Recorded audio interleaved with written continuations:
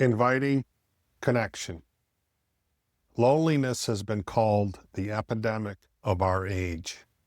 Even in a world of constant connectivity, many of us feel unseen, unheard, and unknown. We scroll through endless updates and curated lives, yet rarely touch the depth of being with someone in honesty and presence. Connection is not the same as contact. It is not simply being surrounded by people. It is being received as you are, without performance and without pretense. To invite connection is to risk being vulnerable. It is to open yourself to both the joy of being known and the fear of being rejected. Yet without connection, we wither. Without connection, grief has no witness, joy has no celebration, and love has no soil in which to grow. The hunger for belonging. Humans are wired for relationship. From birth, we learn who we are by how others mirror us. A caregiver's gaze, a friend's encouragement, a community's embrace. All of these weave the fabric of identity. When those threads are missing or torn, we ache. Loneliness is not just emotional discomfort. It is a signal from the body that we are out of alignment with what we need to survive. Research shows loneliness carries the same health risks as smoking or obesity. It literally breaks the body down. Disinheritance often takes the form of isolation. Sometimes it is handed down by families that didn't know how to nurture intimacy. Sometimes it is enforced by cultural myths of independence and self-sufficiency. Sometimes trauma convinces us that closeness is dangerous.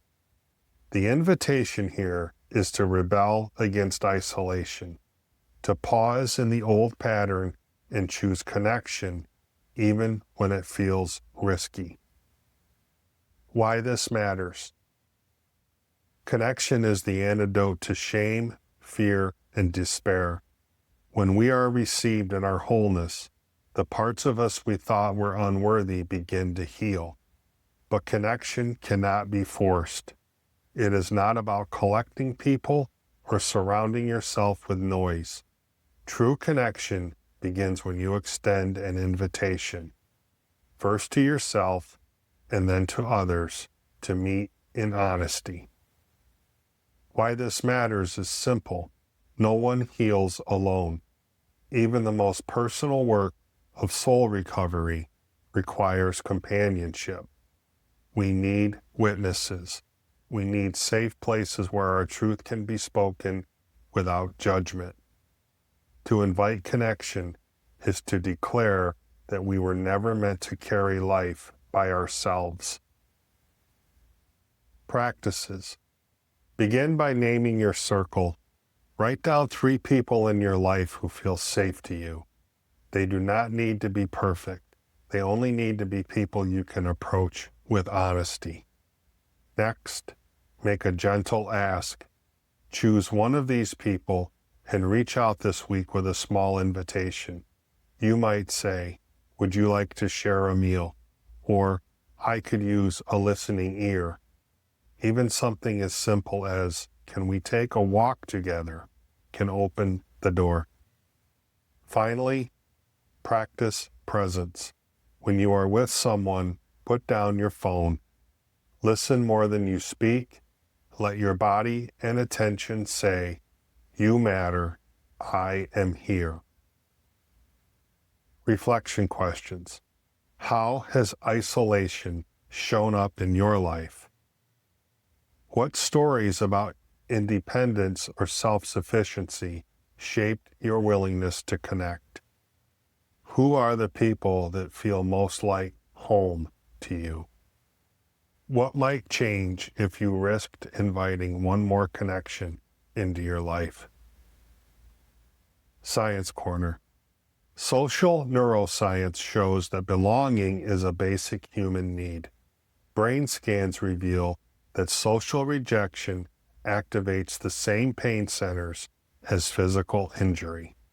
Chronic loneliness is linked to inflammation, weakened immunity, and shorter lifespan. Connection, on the other hand, regulates the nervous system. Safe relationships release oxytocin, a bonding hormone that reduces stress and fosters trust. Being seen and known literally changes the body's chemistry. Inviting connection is not sentimental. It is essential to survival and flourishing. Poets Corner. David White, in his poem, "Everything is Waiting for You," writes, "Put down the weight of your aloneness and ease into the conversation. The kettle is singing even as it pours you a drink. The cooking pots have left their arrogant aloofness and seen the good in you at last.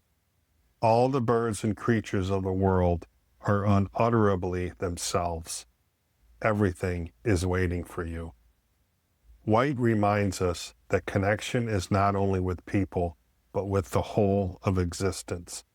Loneliness blinds us to the chorus of life around us. Invitation opens our eyes again. Pause with these lines. What might it mean to put down the weight of your aloneness? Where is life already waiting for you to join the conversation? A beautiful question. Flowing from White's poem, here is your question to carry. How might my life change if I risked laying down my aloneness and stepped more fully into the conversation of life? Do not rush to answer. Let this question be a threshold you return to, a doorway into deeper belonging.